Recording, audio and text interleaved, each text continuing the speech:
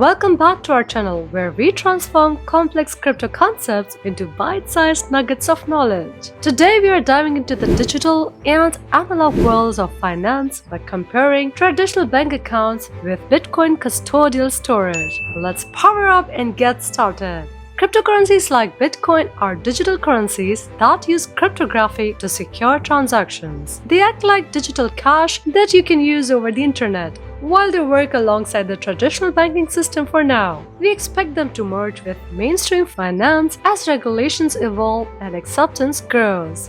Custodial wallets are essential to the Bitcoin ecosystem. They act like traditional bank accounts where users access their funds, but under the hood, they are quite different. Let's zoom in and compare.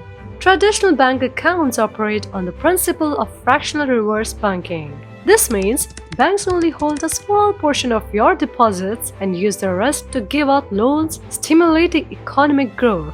Imagine you put 100 RoboCoins in the bank, but the bank only keeps 10 RoboCoins in its wallet and lends out the other 90 RoboCoins. This can help the economy grow, but it also means if everyone wants their RoboCoins back at once, the bank might not have enough. Bitcoin custodial storage allows users to access their digital assets through software solutions or wallets. These wallets can store not only Bitcoin, but other digital assets like non-fungible tokens, NFTs, and digital tokens. Custodial wallets entrust the management of private keys to a third party like centralized exchanges such as Binance. Users can choose between hot storage, online, convenient but vulnerable, and cold storage, offline, secure but accessible.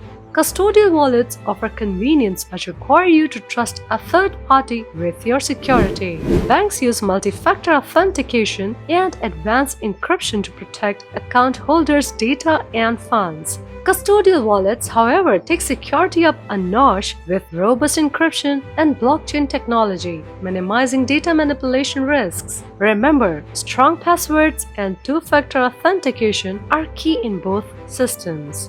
Let's talk about settlement speed. Traditional banking transactions can be slow due to complex processes. International transfers can take days. Bitcoin wallets, on the other hand, use blockchain technology for quick settlements regardless of location.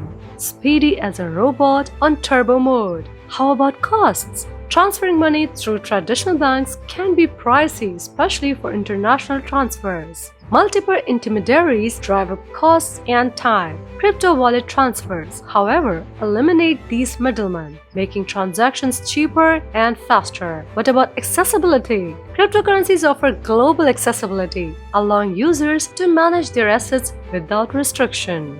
Whether you prefer the steady hum of traditional banking or the high-speed whir of Bitcoin, the key is to stay informed and choose wisely. Please do like, subscribe, and don't forget to smash that notification bell to stay educated and entertained.